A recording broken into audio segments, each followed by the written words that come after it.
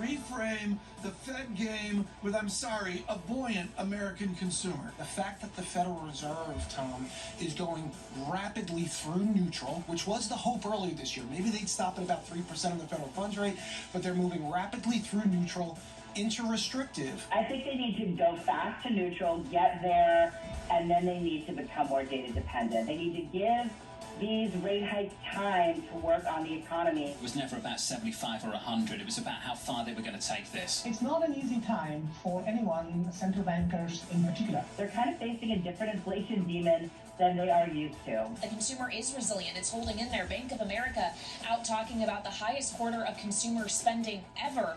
That doesn't signal a recession to me. I don't think we're getting the story from these banks for the second quarter on what lies ahead in the second half of this year and certainly recession in 2023. A year of retreat for so many investors, especially institutions. Look how they've run out of this market. Active money managers, they're out. To a lesser degree, so are the hedge funds. But no investor class has held like the retail investor, folks. Take a look at that. Of course, much to the chagrin of Wall Street.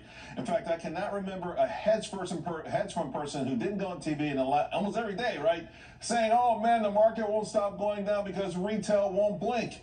You know, they're not looking at fundamentals. They're not looking at technicals. These hedge funds are trying their best to push, control, spook, whatever they can to get retail out of the game.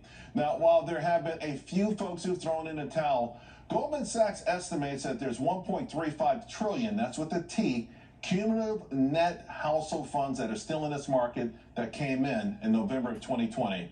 I keep trying to tell these folks that, you know what, this time around, people are going to keep buying instead of being the ones who sell stocks, make them super cheap, and then wait for a big bounce and months later to get back in. They know that game. They're not playing it anymore. So why the hell would anyone, to be quite frank with you, in fact, be a seller right now when all Congress seems to do these days is spend all day long trading and not looking out for the constituents? So I say, go, less than abundance.